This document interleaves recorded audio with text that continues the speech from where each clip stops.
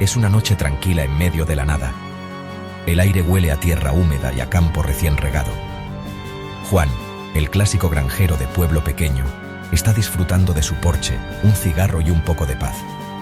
El único sonido es el canto lejano de los grillos y el ocasional mugido de una vaca insomne. Para Juan, estas noches son sagradas. Un momento para pensar en la cosecha, en la vida sencilla y en cómo el mundo parece detenerse cuando el sol se esconde. Nada parece fuera de lo común, y Juan está convencido de que la noche será tan tranquila como siempre. De repente, una extraña luz verde destella en el cielo, cortando la oscuridad como un relámpago de otro mundo. El resplandor es tan intenso que hasta los grillos se callan por un segundo. El primer pensamiento de Juan: otra vez los drones.